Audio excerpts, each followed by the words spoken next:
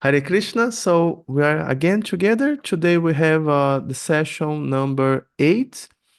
And today we will study about three topics. The birth of Parīkṣit Maharaj, a little bit more about the birth of Parīkṣit Maharaj. We already studied something before. The Dhṛtarāṣṭra leaving home and going to the forest. And also the first part, the first topics about the disappearance of Krishna.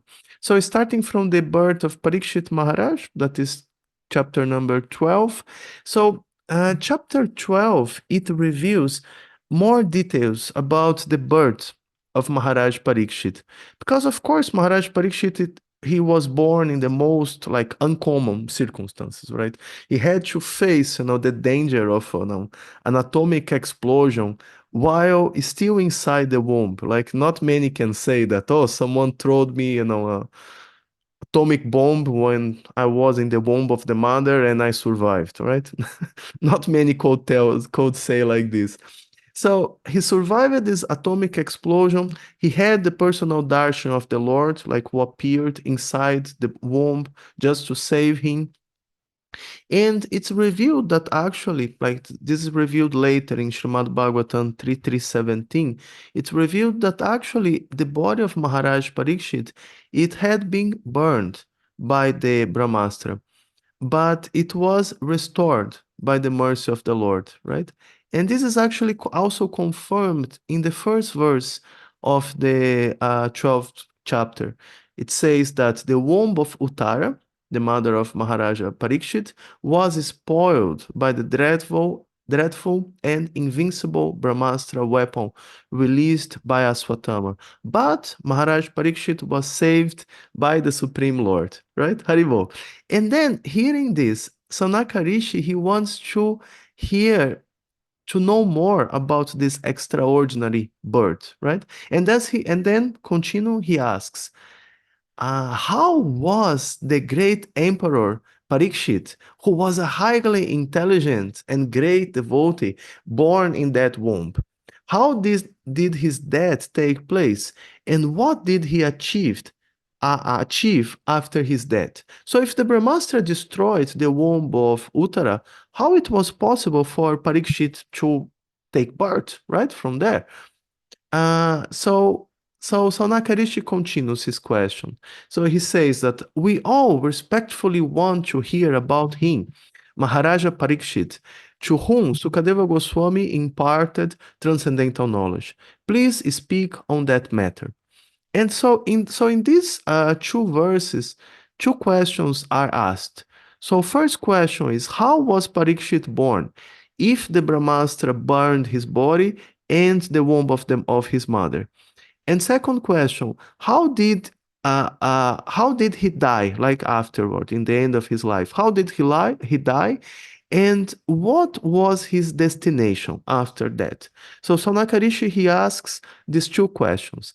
And then Sutta Goswami, he starts his answer by glorifying the qualities of Maharaja Yudhisthira, and thus emphasizing the exalted lineage of Parīkṣit Maharaj, right? Because like people who are like kind of low class people, they tend to try to minimize people who are around them. They minimize the wife, they minimize the husband, they minimize the parents.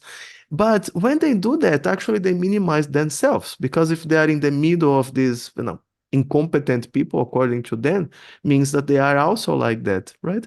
But of course, Sutta Goswami is not like that. So he starts his glorification of Maharaja Parīkṣit by glorifying his ancestors, right? So because Maharaj Parīkṣit is coming from this lineage, means that he's also like that.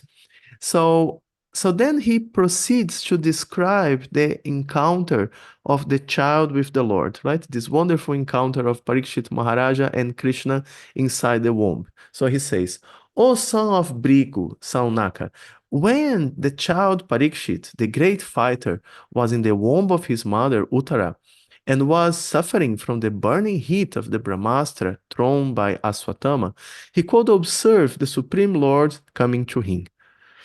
And he, the Lord, was only one thumb high, right? It was like this size.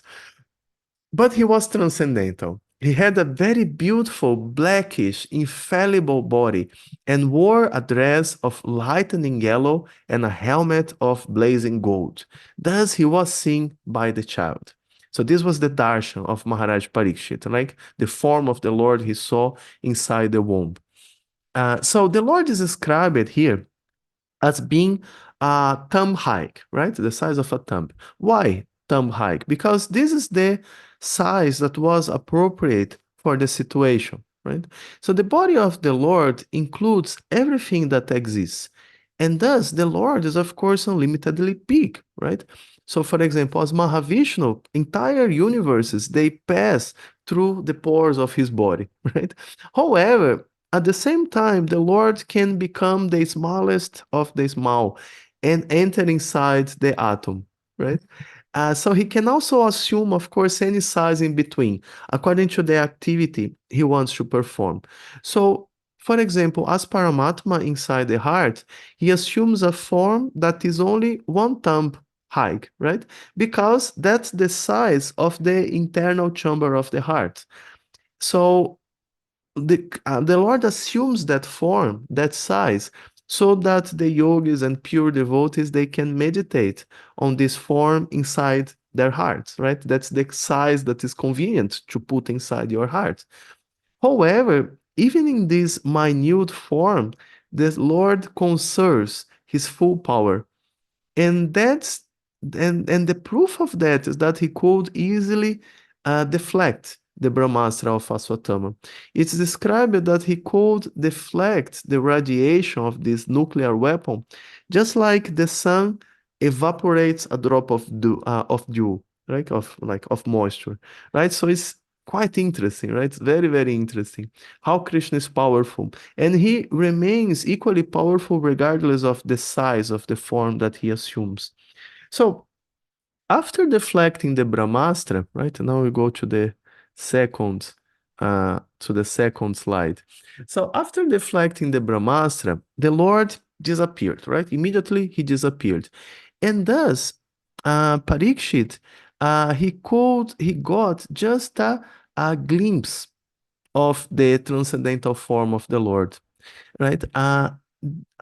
This view, however, it had such a powerful like influence in the child that his whole life he was looking for the Lord. He was examining all classes of people, trying to find again this beautiful personality who had appeared to him when he was inside the womb. Right? That's why he's called Parīkṣit. Right? Parīkṣit means the examiner because he was always examining all kinds of people, trying to find the Lord again, trying to find this person, this wonderful person who saved him when he was in the womb, right? And in due course of time, Maharaja Parīkṣit, of course, he had the opportunity to hear the Srimad Bhagavatam from Sukadeva Goswami. And in this way, he gained transcendental realization, right?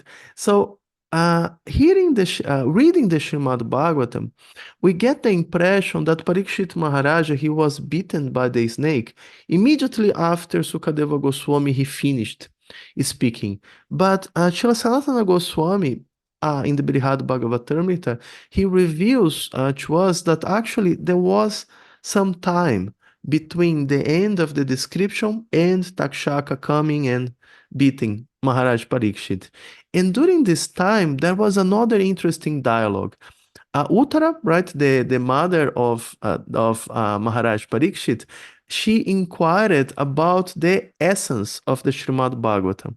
And by using his transcendental vision, Parīkṣit Maharaja, he could see and describe two pastimes that explain the glories of the Lord. The glories of the Lord, the transcendental abode, and also our relationship with Him. And these two pastimes, they are described in the Brihad Bhagavatamrita, a book that was compiled and commented by Sanatana Goswami, right?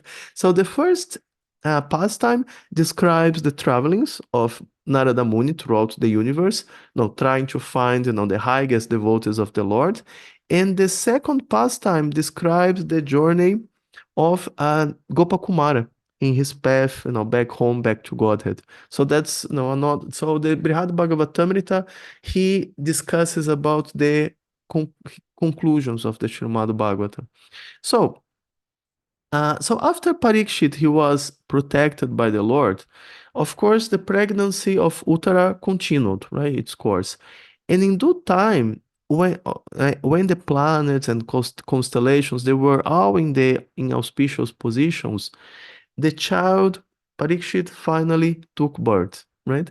And it's interesting to notice that while pure devotees they are transcendental to karma, the Lord arranges for them to be born in auspicious circumstances and under certain dispositions of the stars and planets that can assist them in their missions. Like, for example, the chart of Srila Prabhupada indicated that he would become a great preacher. He would travel to the West when he was 70 years old and establish 108 temples, right? This was correctly predicted by an astrologer at the time of his birth. But so it was there in the chart of Prabhupada. But the stars, they were not the cause of his success. It's just that Krishna organized it in such a way that they would support his mission. They would give him some extra push. But no, but not that they are the cause of his no success in coming to the West and so on. This all came from Krishna. So nowadays, often children they are conceived out of accident, right? They are born into families who don't want them, and so on. But this was not the case for Parikshit Maharaj.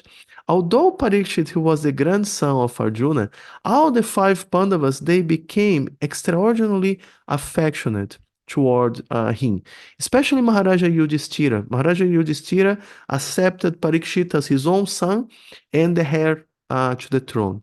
Right? So it's described here. That's Bhagavatam 1:12, 13 to 15. Quote, King Yudhisthira, who was very satisfied with the birth of Parikshit Maharaj, had the purificatory process of birth performed. Learned Brahmanas, headed by Daumya and Kripa, recited auspicious hymns. Upon the birth of a son, the king, who knew how, where, and when charity should be given, gave gold, land, villages, elephants, horses, and good food, grains to the Brahmanas. The learned Brahmanas, who were very satisfied with the charities of the king, addressed him as the chief amongst the Purus and informed him that his son was certainly in the line of descent from the Purus, right? And now we have here the descriptions of the Brahmanas, the glorification of the Brahmanas. So at the time of the birth of Parikshit, the Brahmanas, they predicted his personal qualities. So Parikshit, he was destined to be a pure devotee and exhibit all good qualities, right? And because his body was restored by the Supreme Personality of Godhead, the child would be also known as Vishnurata, the one who was protected by the Lord, who is protected by the Lord. So that's another name of Parikshit, Vishnurata.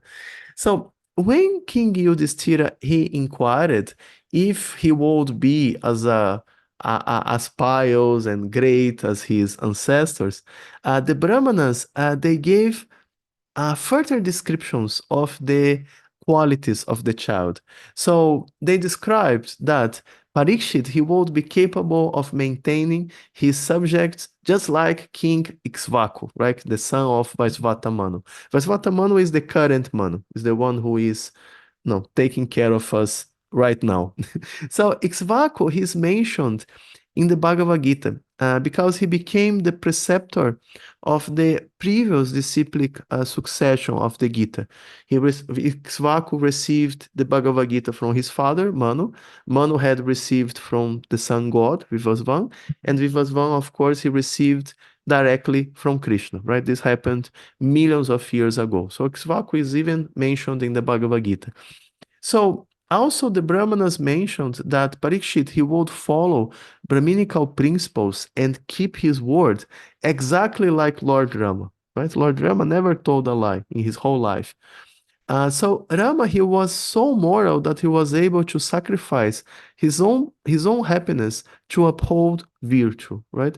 First, accepting to be banished to the forest, and later abandoning the association of his wife, Sita. So he did all to maintain the path of Dharma. So he's gave the perfect example to us.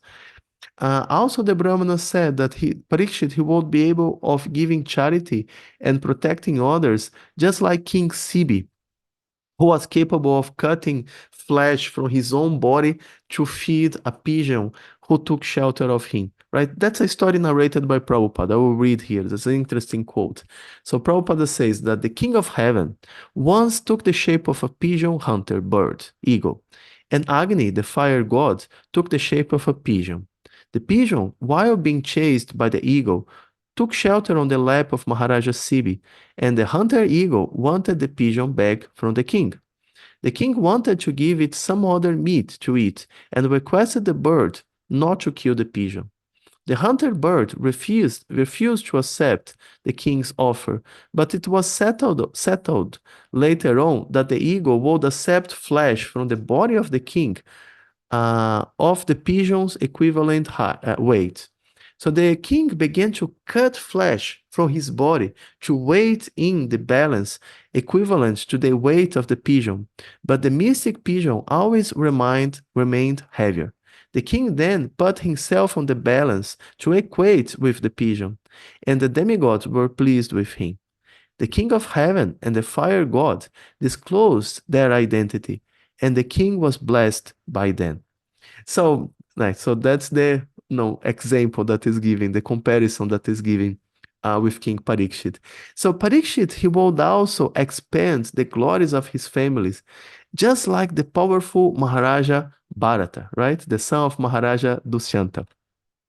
There are three Bharatas described in the Srimad Bhagavatam.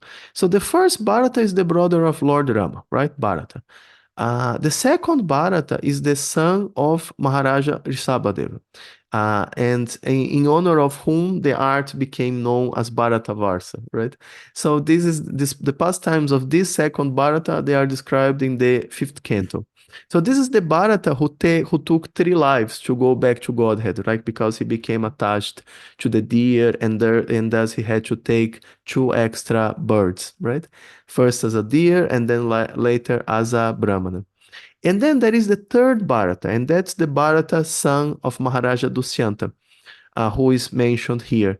And he took birth later, but he was also extremely powerful, and he was a direct ancestor of the Pandavas. So, according to Srila Prabhupada, this Dushyanta Bharata, he was no less than the other Bharata, the son of Rishabhadeva, right? Also, the Brahmanas said that in battle, Parīkṣit, he would be no less powerful than Arjuna. He would be irresistible as fire and unsurpassable as the ocean. He would be strong as a lion and capable of giving shelter to surrendered souls, just like the Himalayas give shelter to all types of saintly persons, right? So interesting. Like Parīkṣit is a great personality. So it was also described that Parīkṣit, he would be as tolerant as his parents, right? As tolerant as the Pandavas. And this is, of course, also significant because the Pandavas, they were the ultimate example of tolerance in the name of upholding religious principles, right? And it was especially mentioned that he would be no less than Maharaja Yudhisthira or even Lord Brahma himself in equanimity of mind, that he would be completely self-controlled. And then the Brahmanas also describe more. So here I will just read. This is from Srimad Bhagavatam 1:12, 23 to 27. So they said that he will be munificent like the Lord of the Kailasa hill, Shiva, and he will be the resort of everyone, like the personality of Godhead, Narayana, who is even the shelter of the goddess of fortune. This child will be almost as good as Lord Sri Krishna by following in his footsteps. In magnanimity, he will become as great as King Rantideva. And in religion, he will be like Maharaja Yayati. This child will be like Bali Maharaj in patience, right? And a staunch devotee of Lord Krishna like Prahlada Maharaj, a performer of many Ashwamedha like horse sacrifices, and a follower of the old and experienced men. This child, there is more. This child will be the father of kings, who will be like sages. For world peace and for the sake of religion, he will be the chastiser of the upstarts and the quarrelsome. And after hearing about his death, which will be caused by the bite of a snake bird sent by a son of a Brahmana, he will get himself freed from all material attachment and surrender unto the personality of Godhead, taking shelter of him. So after inquiring about proper self-knowledge from the son of Vyasadeva, who will be a great philosopher, he will renounce all material attachment and achieve a life of fearlessness. So interesting, right? Such a wonderful personality. So as Parīkṣit Maharaja, he grew up, Yudhisthira Maharaja, he became again fearful of the reactions of killing so many soldiers during the battle of Kurukshetra, right? Same thing as before. And thus he decided to do three very great Aswamedha sacrifices, right? And these are, of course, these are events that are described in the Mahabharata, right? The execution of the sacrifice is described there. And at the time, but the interesting thing is that at this time, the treasure was completely empty, right? And the kingdom, it was being run simply on taxes collected. It was just coming and going, right? Without any surplus. So guided by Krishna, the Pandavas, they were able to find a great quantity of gold left like very long ago by Maharaja Maruta. This Maharaja Maruta in ancient times, he had executed a very, very big sacrifice using plates and utensils made out of solid gold. And during the sacrifice, he had given so much gold in charity to the Brahmanas that they could not carry it. And thus they just left most of it at the arena. Right? The king, of course, didn't take it back because he gave away to the Brahmanas, and no one else took this gold because it was the gold of the Brahmanas, right? The Brahmanas also didn't go back to get this gold because they got already more than they could carry, right? So all this unclaimed gold was rediscovered by the Pandavas, and it was used to perform the Aswamedha sacrifices of Maharaja Yudhisthira. And another interesting detail is that an Aswamedha sacrifice, it can only be executed when one becomes the undisputed emperor of the whole planet. Because before executing the sacrifice, the king, he has to answer the challenges of all the rival kings who don't agree with his claim. So in the Mahabharata is described how the other four Pandavas, they went on the four directions and they fought, subdued all the kings until everyone agreed with the claim of Maharaja Yudhisthira, right? So, a little bit about chronology here. The Battle of Kurukshetra happened during the eighth night, like the year 89 of Krishna pastimes, right? So when the Battle of Kurukshetra happened, Krishna was in the planet for 89 years. And then the departure of Krishna to Dvaraka, right after the battle that is described in the previous chapters, it happened a few months later, during the ninth year of Krishna. So Krishna was 90 years when he went back to Dvaraka. And that was also probably the year when Parīkṣit was born, because Parīkṣit, he was conceived shortly before the battle, right? And then 9 months, he was probably conceived also in the ninth year of Krishna. And then Krishna's disappearance that is described in chapter 14, it happened when Krishna was 125 years, right? So a total of 36 years uh, passed after the end of the battle of Kurukshetra, before the disappearance of Krishna. So at this time, right, when Krishna disappeared from the planet, Parīkṣit Maharaja, he was about 36 years old, right? 36, sorry. Parīkṣit Maharaj, he was about 35 years old. 35, maybe 36, but most probably 35. So it's described in the Srimad Bhagavatam that the Pandavas, they renounced their kingdom and went to the Himalayas after receiving the news of the departure of Krishna and the Yadu dynasty. So they went a little bit after Krishna left, right? So a few months after Krishna left, the Pandavas also left as soon as they got the news.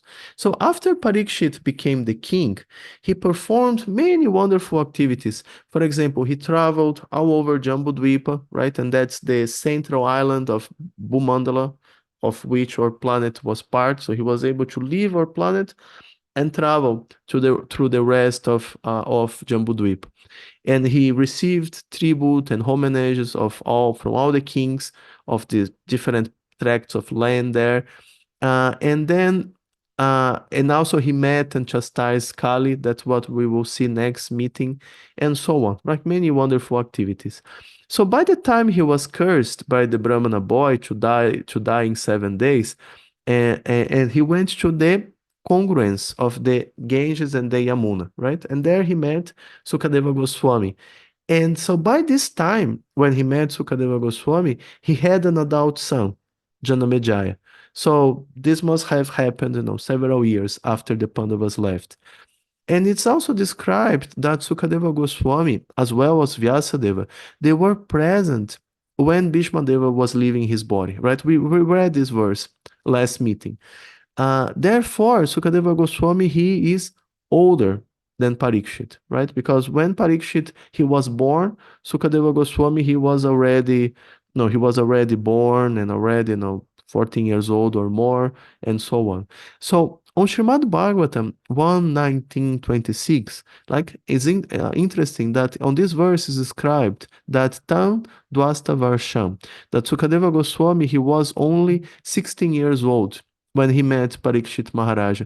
But this description appears to refer to his appearance, not to his chronological age. Because he was so pure, he had the appearance of a 16-year-old boy when he spoke the Srimad Bhagavatam, although, chronologically speaking, he was much older. So Sutta Goswami, he was 5 years old when Balarama killed Romaharshana, and this also happened around the time of the Battle of Kurukshetra. So during the Battle of Kurukshetra, he was approximately 5 years old. So Sutta Goswami, he was thus 5 or 6 years older than Parīkṣit Maharaja. So he was present when Sukadeva Goswami, he narrated the Bhagavatam. He was there in the assembly, he was listening to it, and then later he narrated the Bhagavatam to the sages in the forest of Naimisharanya, right? 5 years old, he started speaking the Puranas after receiving the blessings of Balarama. Later, he heard the Srimad Bhagavatam when Parīkṣit was hearing from Sukadeva Goswami, and then after that, he went back to Naimisharanya and he repeated. He spoke the Bhagavatam to the sages there. And now we go to the next topic. That's the next chapter, chapter 13. That is Vidhura returns to the palace and Dhṛtarāṣṭra leaves home. So, who is Vidhura, right? First of all, Vidhura is the brother of Pandu and Dhṛtarāṣṭra, right? However, because he was the son of a maid servant, he didn't have a claim to the throne, right? He was raised in the palace, he was educated in the military science, just like his brothers, but he couldn't become the king because he was the son of a maid servant. So, different from Dhṛtarāṣṭra, Vidhura, he was a pure devotee, and he was actually an incarnation of Yamaraj, right? Under the pretext of, being cursed to take birth as a Shudra, Yamaraja, he had come to take part in Krishna's pastimes.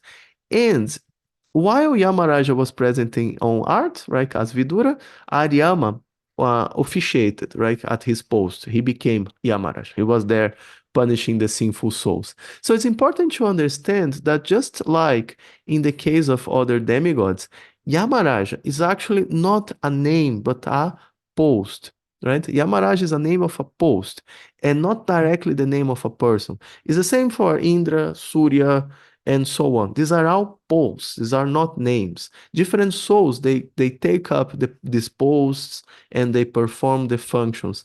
Just like, for example, different persons, they may occupy the post of president at different times, right? So many presidents, they're all called president, but each one is a different person.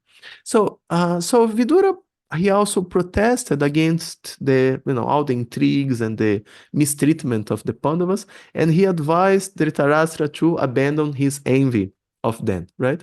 Vidura, he advised Dhṛtarāṣṭra to stop envying the Pandavas and instead get rid of Duryodhana, who was offense personified. However, Dhṛtarāṣṭra, of course, he was too attached to his son, and he didn't react to the words of Vidura, right? So then Duryodhana, he used the opportunity to expel Vidura from the palace, right? And of course, Vidura gladly accepted that. Okay, now I'm free. I can leave this place, right? Vidura understood that there was nothing that he could do for his brother at that time. And it would be better for him to just go out on pilgrimage, right? Just use this time to visit the holy places, associate with the saintly persons. So that's what he did. He left the palace. So that's what you can see here, right? And then, next one. So after traveling for many years, he eventually met Uddhava, right? To whom he inquired about Krishna's pastimes. So that's described in the third canto. Uddhava, he was perfectly qualified to explain it, right? To explain everything about Krishna.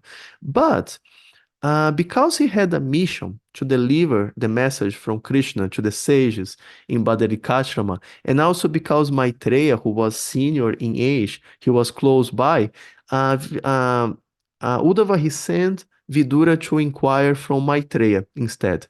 And this conversation between Vidura and Maitreya is a very important part of Srimad Bhagavatam. It is described later in the third and fourth cantos of the Bhagavatam. Very soon we will study it. After maybe 7 or 8 meetings, we will start studying this wonderful conversation between Vidura and Maitreya. So in this chapter, right, chapter 13, we have the story of Vidura returning to the palace to preach to his brother Dhṛtarāṣṭra, right, and save him from this degrading position. Chronologically speaking, right, these events that are described here on the first canto, Vidura coming back to the palace, they happen after the discussions between Vidura and Maitreya that are narrated in the third and fourth cantos. Sounds a little bit confusing, but Bhagavatam, it's organized according to topics, not chronologically, right? And this pastime of Vidura coming back to the palace, it's connected with the pastimes of the Pandavas. That's why it's described in the first canto. So, like I said, the narrations of the Srimad Bhagavatam, they are organized by topic and not in chronological order, because the concern of Sukadeva Goswami and Sutta Goswami are instructing us about spiritual science, right? Not writing a history book, right? But we will, during the course, we will try to understand also the chronological order so you can get both sides. So now I'm going to read here the first 4 verses of the 13th chapter. So, quote, Srila Sutta Goswami said, while traveling on a pilgrimage, Vidura received knowledge of the destination of the self from the great sage Maitreya, and then returned to Hastinapura. He became as well versed in the subject as he desired. After asking various questions and becoming established in the transcendental loving service of Lord Krishna, Vidura retired from putting questions to Maitreya Muni. When they saw Vidura return to the palace, all the inhabitants, Maharaja Yudhisthira, his younger brothers, Dhṛtarāṣṭra, Satyaki, Sanjaya, Kripacharya, Kunti, Gandhari, Draupadi, Subhadra, Uttara, Kripi, and many other wives of the Pandavas, and other ladies with children, all hurried to him in great delight. Jai. It so appeared that they had regained their consciousness after a long period, right? End of quote. So, these first 3 or 4 verses, they describe briefly the pilgrimage of Vidura, right, and his return to the palace, right? And this happened shortly after the disappearance of the disappearance of Krishna. So the chronology is that Krishna disappears, right? Vidura comes, he saves Dhṛtarāṣṭra, and then later the Pandavas get the news that Krishna disappeared. So these events that are described here on the 13th chapter, they happened after Krishna left, but before the Pandavas got the news. So here Krishna left already, but the Pandavas didn't know. So Vidura knew already that Krishna had left the planet, right? And that's the reason he was so anxious to save his brother Dhṛtarāṣṭra, right? He wanted to help him to go back home, back to Godhead, before it was too late. However, to avoid a commotion, he decided to not say anything about the disappearance of Krishna to the Pandavas, because he understood that they would receive this news sooner or later, right? So instead, he focused on his main mission of helping his brother, helping Dhṛtarāṣṭra, right? That was his main mission there. So it's described that when Vidura arrived at the palace, everyone surrounded him. They were crying out of affection. He was such a loved person. So Vidura, he was a very senior and respected person. And and to see him after so many years now, for the inhabitants of the palace, was just, like coming back to life. So Yudhisthira Maharaja, he organized, right, a proper reception for him, and then after that he allowed him to rest. And then after this, after he rested, he seated Vidura in an elevated seat and started speaking to him, right? And now I'm going to read a few verses here. 113, 8 to 11. So quote, "My uncle, do you remember how you always protected us, along with our mother, from all sorts of calamities? Your partiality, like the wings of a bird, saved us from poisoning and arson. While traveling on the surface of the earth, how did you maintain your livelihood? At which holy places and pilgrimage sites did you render service? My lord, devotees like your good self are verily holy places personified. Because you carry the personality of Godhead within your heart, you turn all places into places of pilgrimage. My uncle, you must have visited Dvaraka. In that holy place are our friends and well-wishers, the descendants of Yadu, who are always wrapped in service of the Lord Sri Krishna. You might have seen them or heard about them. They are all living happily in their abodes, right? Are they all living happily in their abodes? And that's the end of the quote. So Vidura described everything, right? Everything that everything that they asked, except the news of the disappearance of Krishna and the Yadu dynasty, because he couldn't bear, seeing the Pandavas distressed. So he didn't speak anything. So Vidura, he stayed there for several days with the purpose of, again, enlightening his blind brother, Dhṛtarāṣṭra, right? So on Srimad Bhagavatam 113, 17, it's mentioned that unsurmountable eternal time imperceptibly overcomes those who are too much attached to family affairs and are always engrossed in their thought. And of course, that was the position of Dhṛtarāṣṭra, right? Because although Dhṛtarāṣṭra, he was the oldest of the 3 brothers, right? Dhṛtarāṣṭra, he was unfit to sit on the throne, right? Since the beginning, because he was blind. So for a long time, he nourished the idea of making Duryodhana the king, right? I can't be the king, let my son be the king. And thus he became implicated in so many intrigues, against the Pandavas and so on. And now, after losing all his sons in the battle of Kurukshetra, he was being maintained by the Pandavas, right? The ones who he considered enemies, the ones who he tried to kill so many times in the past, the ones who killed all his sons, right? And also at this point, he was very old also. He was suffering from different health problems. So death was very close to Dhritarashtra. But still, somehow he was living comfortably on the palace out of the charity of the Pandavas, right? The ones who he tried to kill, the ones who he considered enemies, right? The ones who killed his sons. So, of course, being the oldest uncle of Maharaja Yudhisthira, he imagined himself as the emperor, right? And he remained attached to material life, just like an ordinary man.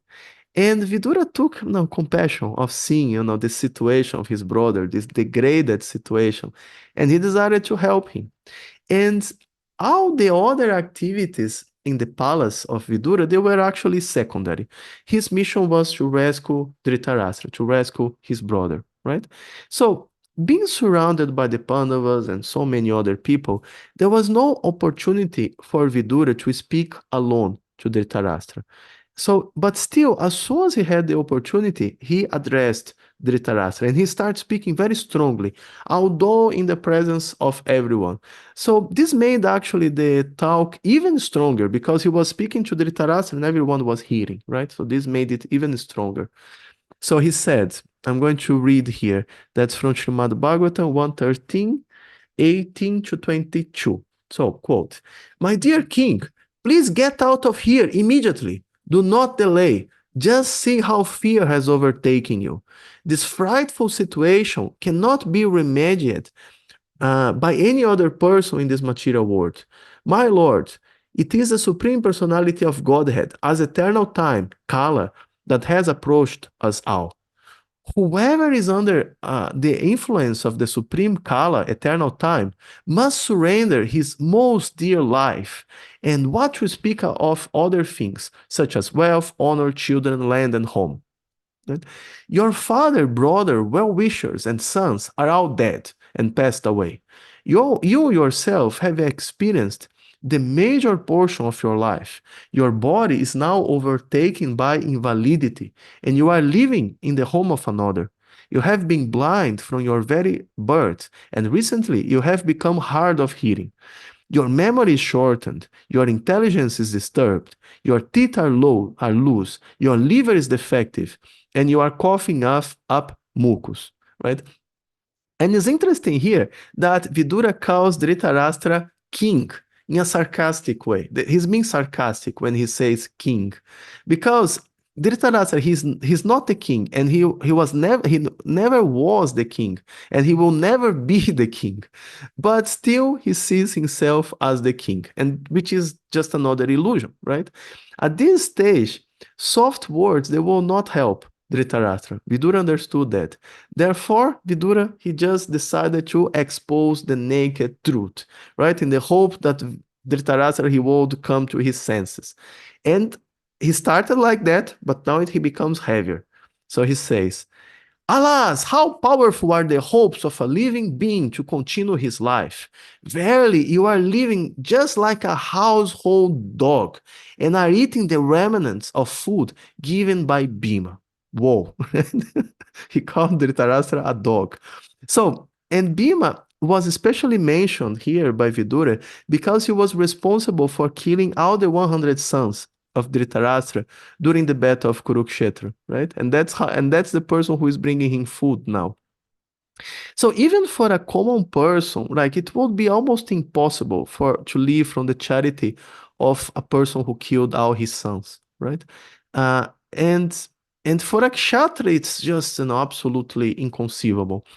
But still, you see, due to his material attachment, Dhritarashtra, he was shamelessly living in such a condition, right? So although the Pandavas, they had respect for his uncle and they were treating him properly, according to etiquette and so on, the situation should have been, extremely humiliating for Dhritarashtra. But still, because of his attachment to royal life, to comfort, he was there, somehow accepting it, right? And in this way, this whole incident, it shows how pathetic and miserable a materialist becomes as death approaches, right? And also is a warning for us to not be like that. So instead of becoming attached to this world and making plans to live here, indefinitely, we should prepare for what comes next. Like that is a test that everyone has to face in due time. And the result of this test will determine where we are going to go next, right? The more attached we become to materialistic life, the less prepared we will be for this ultimate test.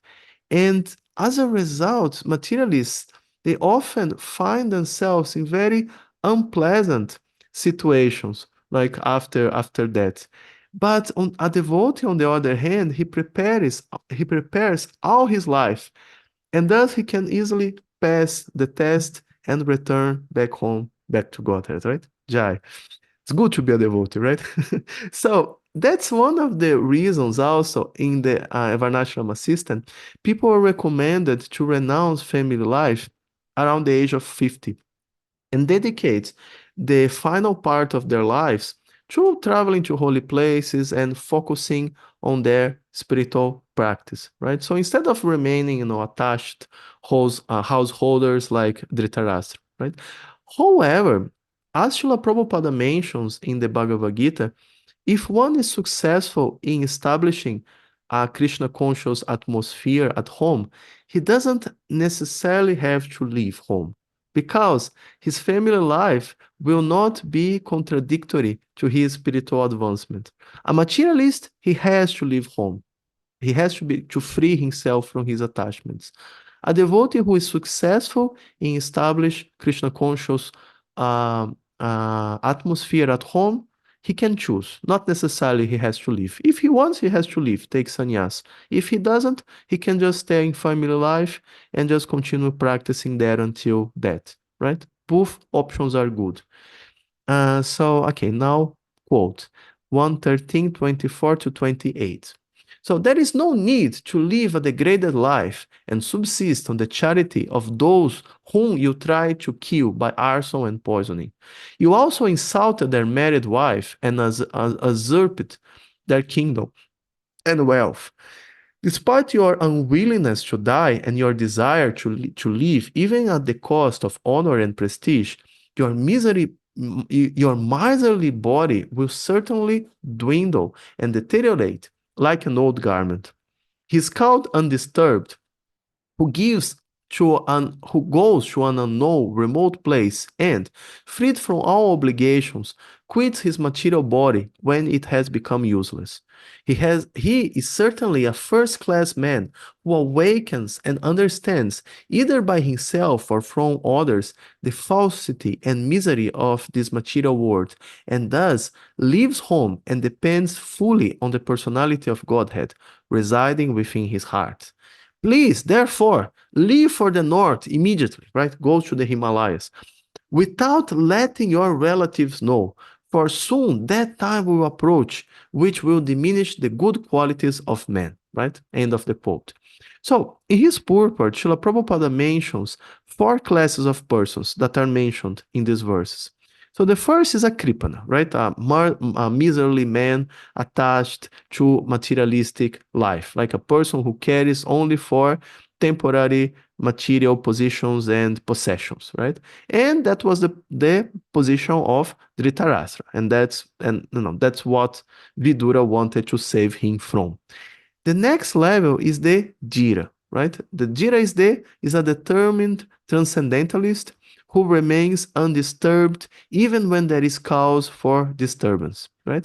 And because of this determination, a Jira is capable of abandoning material relationships to advance in spiritual life, right? So Jira is the person who can leave home and become renounced. Then higher than a Jira is the sannyasi, who become disgusted, right, with material life and becomes thus capable of completely renouncing it. And higher still is the Narottama, first class man, the pure devotee who awakens his Krishna consciousness by hearing and chanting, and thus leaves home and depends completely on the Lord, right? So these four classes are described here on the purport. The Kripana, the Dhira, the Sannyasi, and the Narottama, right? The pure devotee. So it was impossible for Dhṛtarāṣṭra to become a pure devotee at this stage. It was too late because he committed, so much aparad against the Pandavas. And it was also not possible for him to become fixed in the principles of sannyas, right? It was also too late. So Vidhura thus tried to at least elevate him to the platform of Adhira, convincing him to abandon his, wretched material position with determination, right? Leave the palace, go to the Himalayas. And he also hinted the fact that Kali Yuga is starting and the situation of the world will not become any better, right? From that point onwards, right? And the strategy of Vidura, it worked. It worked. Jai, right? Dhritarashtra, he became convinced and he immediately left the palace without telling anyone, right? Only Vidura and Gandhari went with him. Even Sanjaya, right, who had been his secretary for most of his life, he was not alerted of the departure of his master. Dhritarashtra didn't tell him, right? He stayed behind. And where did Dhritarashtra go? He went to the Himalayas, right? That's what is meant when the scripture says that someone went to the north, right? To the north means to go to the Himalayas. So the Himalayas are, of course, the shelter of all types of sages, right, who renounce the word. And even today, there are still some yogis and sages living in the lower parts of the Himalayas, like where temperatures allow. But at those times, it was even more common. So it's described that these sages, they would accept the difficulties that they face there with enthusiasm, just like kshatras would become more determined to fight after being hit by an enemy, right?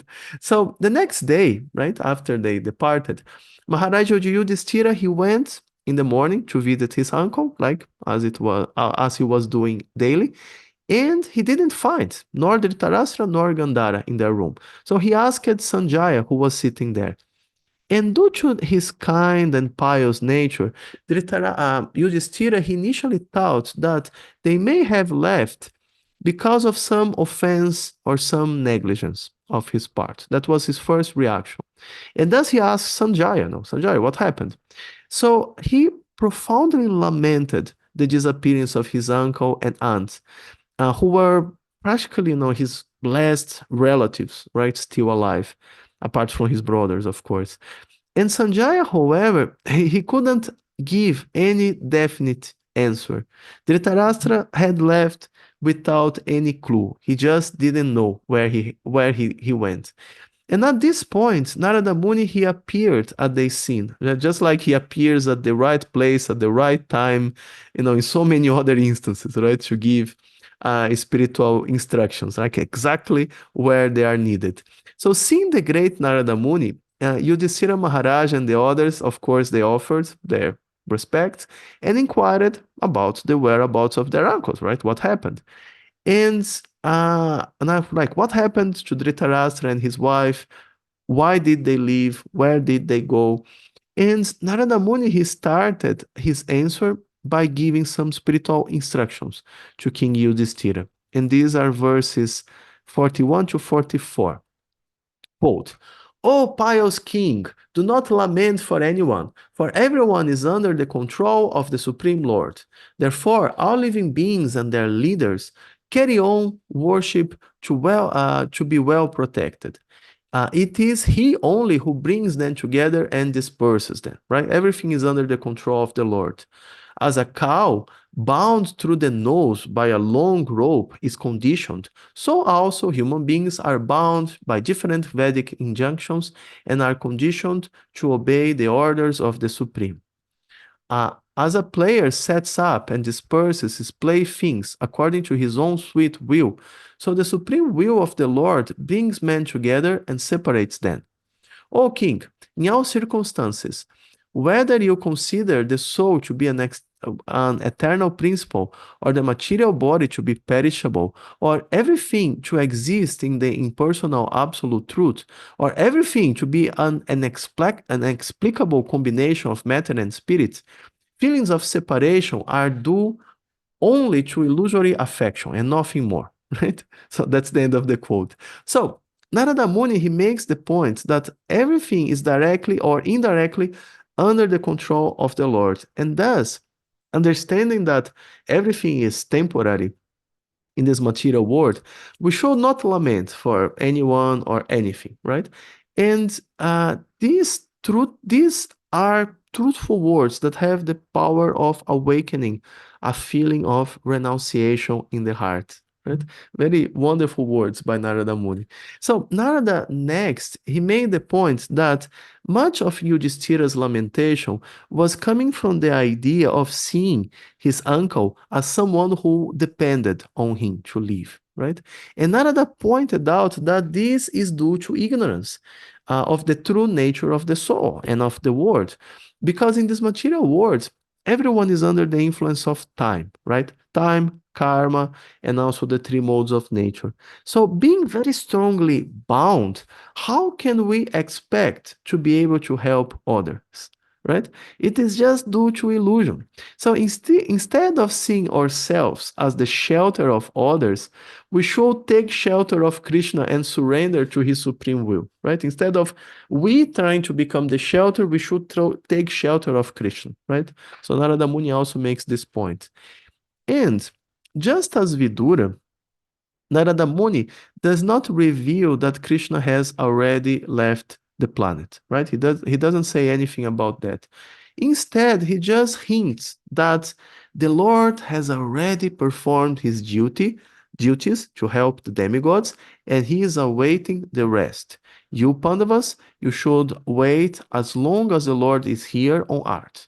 So that's the hint, right? That's all he said. So in other words, he hinted that the Lord had already completed his mission on this world, and the Pandavas should get ready to leave, like following his disappearance. Okay, so that's what happened in the palace.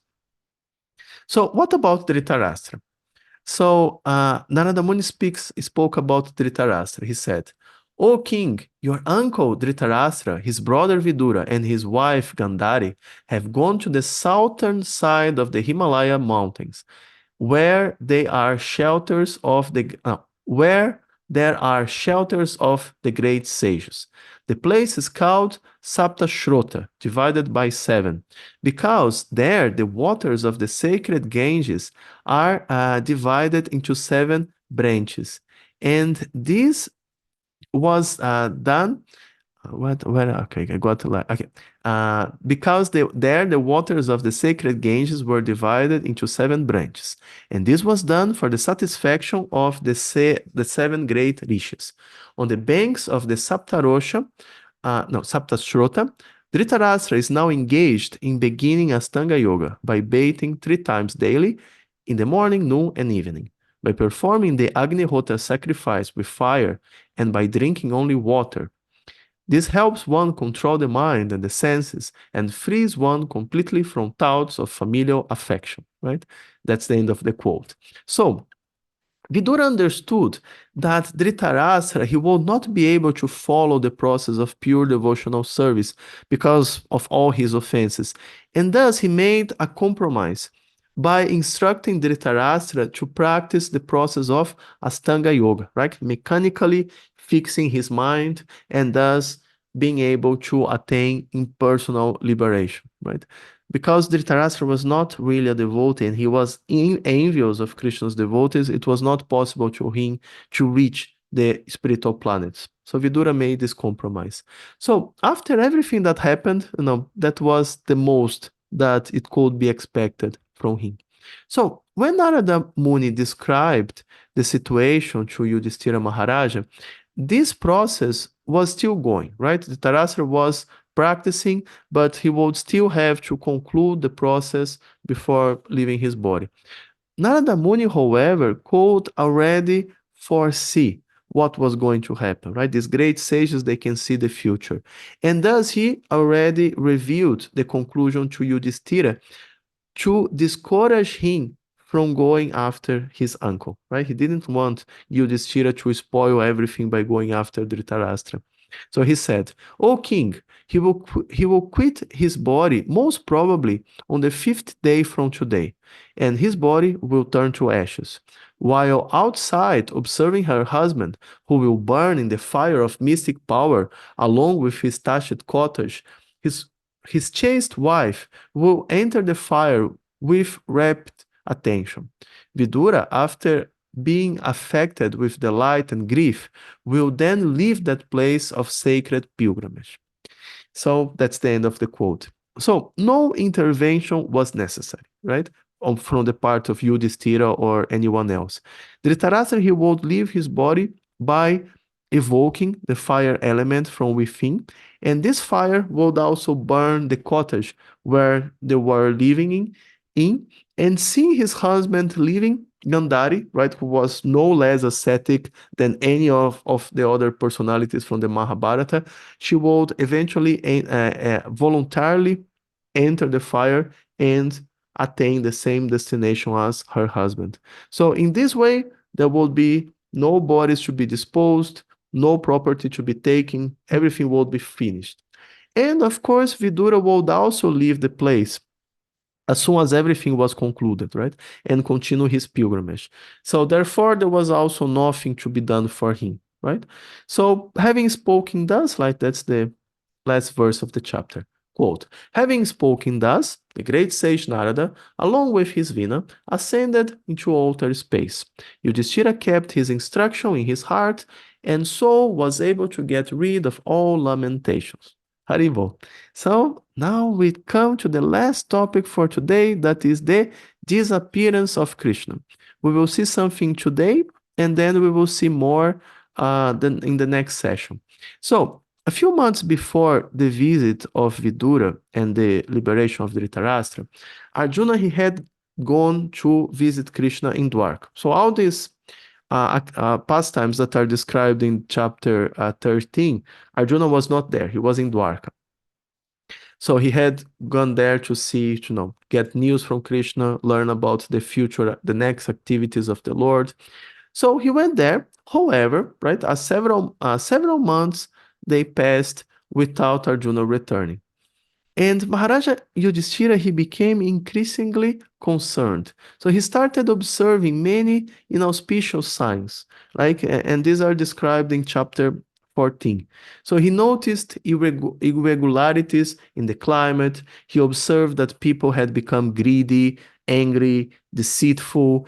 They started adopting dishonest means of livelihood, right? He noticed that there was cheatings, even in dealings between friends, and quarreling, even between husbands and wives. So he noticed all these symptoms starting. So these were symptoms of the these were symptoms of the age of Kali that started to become manifest, right? There was no question of such symptoms appearing while Krishna was still on the planet, right? And therefore, Yudhisthira, he started fearing that the Lord may have already left. So he describes more. This is 19 to 21 of chapter 14. Quote, "The calves do not suck the teats of the cows, nor the cows give milk. They are standing, crying, tears in their eyes, and the bulls take no pleasure in the pasturing grounds. The deities seem to be crying in the temples, lamenting and perspiring. They seem about to leave. All the cities, villages, towns, gardens, mines, and hermitages are now devoid of beauty and bereft of all happiness. I do not know what sort of calamities are now awaiting us. I think that all these earthly disturbances indicate some greater loss to the good fortune of the world. The world was fortunate to have been marked with the footprints of the lotus feet of the Lord. These signs indicate that this will no longer be," right? Unquote. So as Yudhisthira described to Bhima, right? Yudhisthira is talking to Bhima. So as Yudhisthira described to Bhima, the terrible omens that he was observing, Arjuna finally returned from Dvaraka, right? However, this was not the same Arjuna whom he knew. Like his dejection was unprecedented. His head was down. No, tears glided from his eyes, right? Arjuna was completely distressed. So, seeing Arjuna in such a condition, Yudhisthira immediately remembered the words of Narada Muni, right? Hinting at the imminent disappearance of the Lord. That was another sign that Krishna have left. However, just the idea that Krishna could have left was just intolerable for him. So instead of considering it, he started asking about the well-being of various friends and relatives, and then he continued by offering, numerous possibilities for the despondence of Arjuna. He wanted, Arjuna to say, yes, it was like this. It's not that Krishna left. No, he had this hope. So he started asking, if Arjuna was disrespected while he was in Dvaraka. Like, did he fail to give charity to someone who asked? Had he neglected, deserving living beings such as brahmanas, children, cows, women, the diseased? Did he fail to give protection to a deserving woman, or had become involved with some, woman of dubious character? Had he lost a battle to someone inferior or equal to him? Did he commit some unpardonable mistake that is considered to be, abominable? Right? So he offered all these possibilities, but unfortunately, it was none of this, right? No, and after seeing that the reason was none of this, Yudhisthira, he was forced to confront the bitter truth that not only Krishna had left the planet, but the whole Yadu dynasty, right, had disappeared without a trace. So, and then he says, 1:14:44, Yudhisthira says, or is it that you are feeling empty for all time because you might have lost your most intimate friend, Lord Krishna? Oh, my brother Arjuna, I can think of no other reason for you becoming so dejected. So now Yudhisthira, he confronts the truth, right? He has to accept the truth, right? So the disappearance of Krishna is a very mysterious subject. We all understand that Krishna is God and that he's immortal, right? Okay. But at the same time, there is a description of God dying, right? And leaving this world after being hit in the foot by the arrow of the hunter Jara. So Mayavadis, they argue that Krishna is just like us, right? He's a part of Brahman who falls into Maya, accepts a material body, executes some activities, and later dies, leaving his material body and merging back into Brahman, right? That's why their philosophy is called Mayavada, because they mistakenly believe that when Krishna comes to this world, he accepts a material body made out of illusion, made of Maya, right? We, however, as Vaishnavas, we understand that Krishna has an eternal spiritual body, right? So different from us, Krishna's body and Krishna's soul are non-different, right? Krishna is Krishna. The body, the soul, everything is one. So when Krishna comes in his different incarnations, he just changes his form. He doesn't change his body. So understand that Krishna has a spiritual body, how he can die, right? After being hit by the arrow of a hunter. Interesting question, right? So the first reason is that when Krishna comes, he shows his pastimes in chronological order. So we can understand that, right? So in this way, everything has a beginning, right? When Krishna is born, right? Quote unquote, in the prison house, right? And therefore, everything needs to have an end, right? And that's Krishna being hit by the arrow of the hunter and leaving after instructing Uddhava and Maitreya. And it's described that it is just like a magician who can appear to die after being cut in half or drowned or burned. But no, it may appear like that, may appear that he died, right? But it's just a trick, right? And the next moment he is alive and well. So Krishna plays a pastime where he appears to die, right? Just to have an excuse to move to the next universe and continue his pastimes, right? And that is a little bit more. So there is yet another reason, that is to give atheists an excuse to reject the divinity of Krishna if they so desire, right? If the atheist doesn't want to accept Krishna, Krishna gives him an excuse. So, because Krishna doesn't want to force anyone to go back to the spiritual world, but he gives us the Vedas, he comes personally to show his pastimes, but he waits until we ourselves develop a desire to go back, right? So because of this, he always leaves some excuse for the atheist to not believe in him, if he so desires, right? So devotees, they understand that he's dying, right? So-called dying after being hit by the arrow of the hunter is just a play. But materialists who are just looking for an excuse to accuse Krishna of being just an ordinary man, they can get from that an excuse to do so, right? So one example, Bhishma Deva, he was the most powerful kshatriya of his time, right? He fought on equal terms with Parashurama. And Parashurama, of course, he had previously annihilated the whole kshatriya class 21 times, right? Parashurama, he's like Satyavesha avatar. So when Arjuna was fighting with him, with Bhishma Deva, Krishna was driving Arjuna's chariot, right? And having feelings for Arjuna, Bhishma Deva, he didn't really want to injure him. And therefore, he was aiming his arrows at Krishna instead of Arjuna, because he understood that Krishna is not going to be harmed by these arrows. And Krishna accepted these arrows of Bhishma Deva as an offering, and he was not disturbed at all.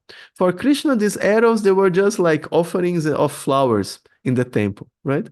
So how it can be, how can we accept that the same Krishna who was hit now in the chest, hundreds of times from arrows from the most powerful kshatriya of the time, like Bhishma Deva, without feeling any discomfort even, how can we accept that he could have died after being hit in the foot by the arrow of an ordinary hunter who was there, hunting, rabbits or deer or something like that?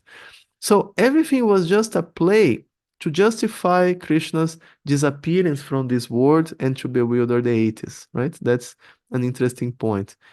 And Prabhupada mentions in his purport to 114.8. He makes an interesting point. He says that Lord Krishna, as he is, appears once every 24 hours of Brahma's time, or after a lapse of 8.64 billion solar years. In each and every universe, and all his transcendental pastimes are displayed in each and every universe in a routine spool. But in that routine spool, the functions of Lord Krishna, Lord Vasudeva, etc., are complex problems for the layman. There is no difference between the Lord's self and the Lord's transcendental body. The expansions execute differential activities. When the Lord, however, appears in his person as Lord Sri Krishna, his other plenary portions also join him by his inconceivable potency called Yoga Maya, right? Unquote. So, different from pastimes of other incarnations, like Lord Nrsimhadeva or Varaha, when Krishna comes personally, he plays the role of a human being. And thus he performs like human-like activities, like stealing butter, taking part in a battle, like marrying different wives. Therefore, his activities are very hard to understand, right? We can see that even great demigods like Indra or Brahma, they become bewildered by these activities. Like Brahma, he does not have any problem accepting the supremacy of Lord Vishnu. But when Krishna appeared personally, he wanted to test, like if to see if he's no really the supreme personality of Godhead, right? So the whole Srimad Bhagavatam is dedicated to teaching us how to understand these pastimes in the proper light. And the pastimes that are described in the first canto, they're just a prelude to what is yet to come, right? Krishna is described a little bit here in the first canto. Then there will be explanations about so many other topics in the other cantos. And then in the 10th canto, we will go back to hear more about Krishna's pastimes. Okay? So, okay, that's it for today. Hare Krishna, all glories to Srila Prabhupada. So now, if you have any questions or comments, you can be free to ask. Prabhu. Hare Krishna, Yes, Hare. I had a question. Yes?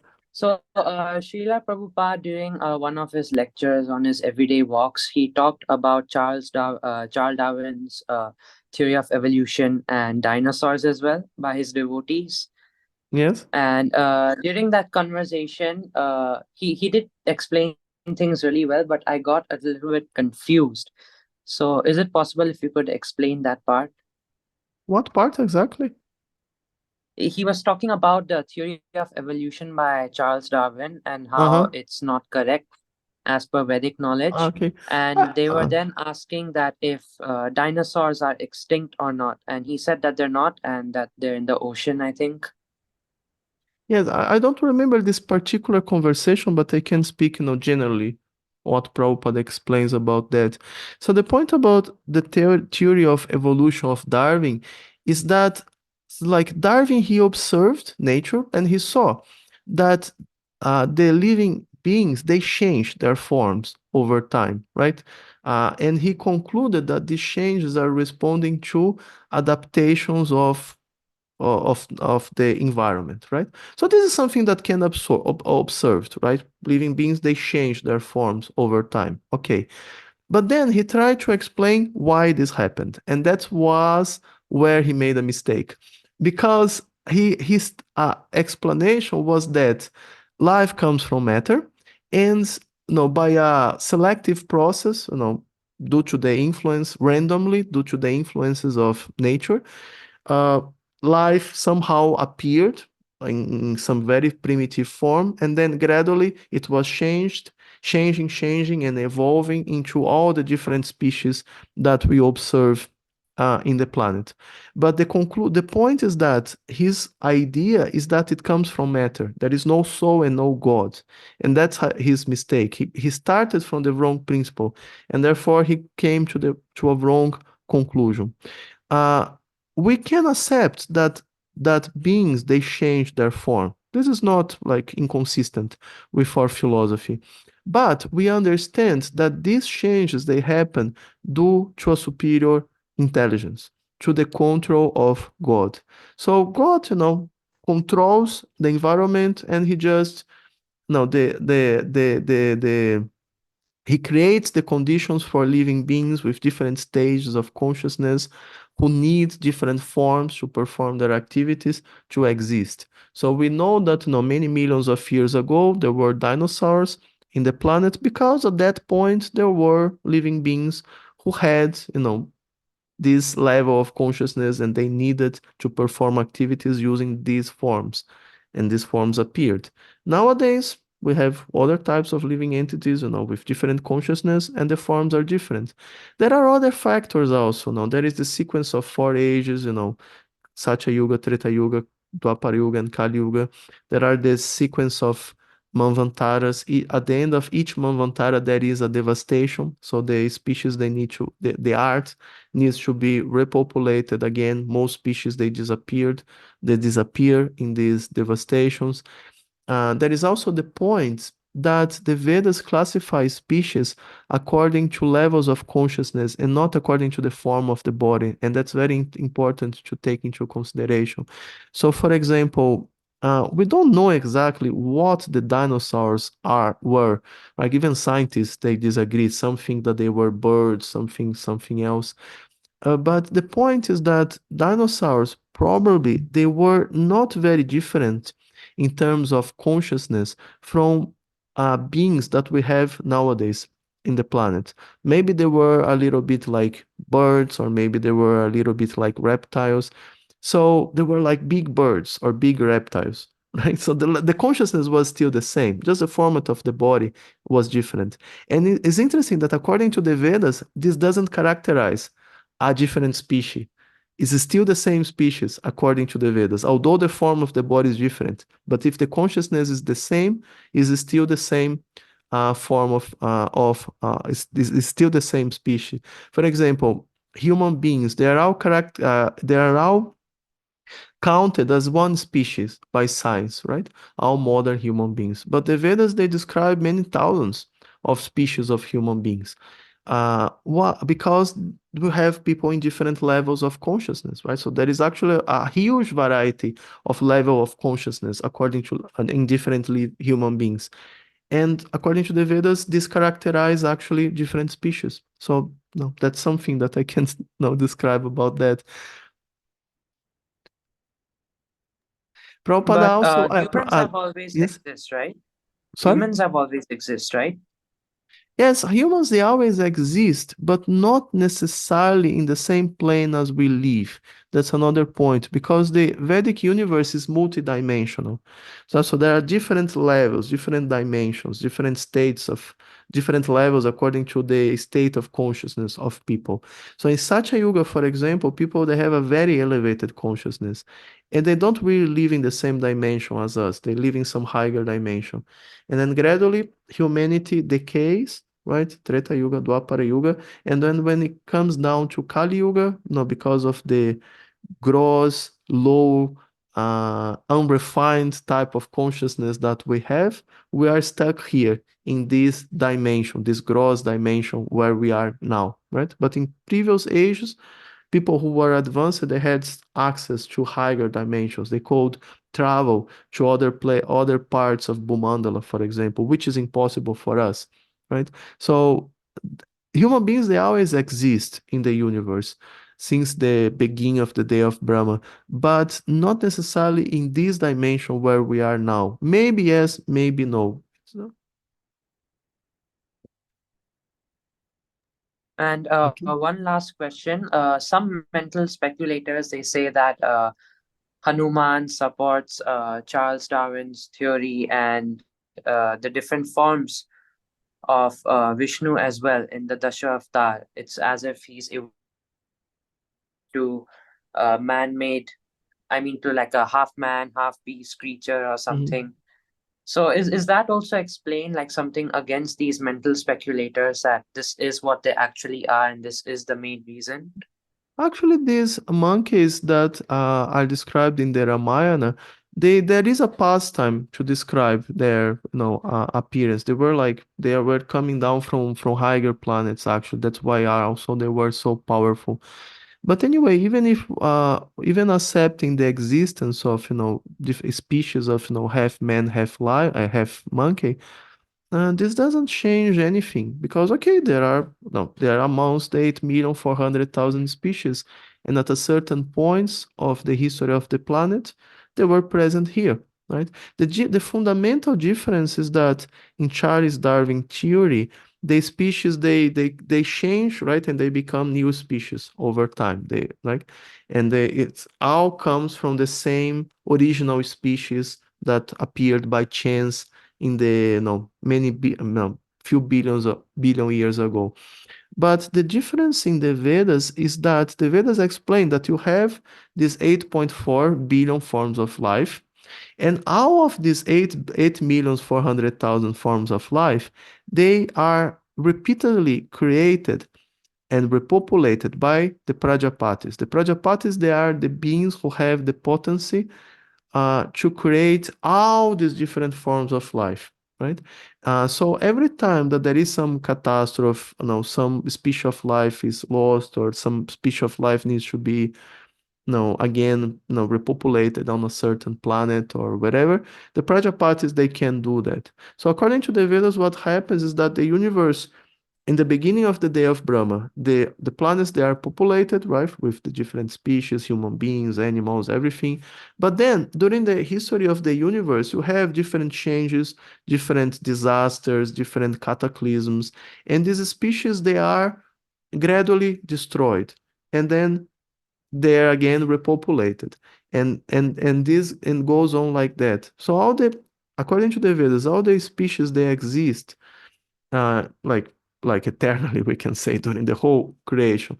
But it's just that they appear or disappear in different planets according to different circumstances. And the ones who control this process are the Prajapatis. They are always, no, doing this population and repopulation of the universe, where some descendants come down to repopulate, no, just like, for example, at the end of Kali Yuga. At the end of Kali Yuga, no, humanity is practically annihilated.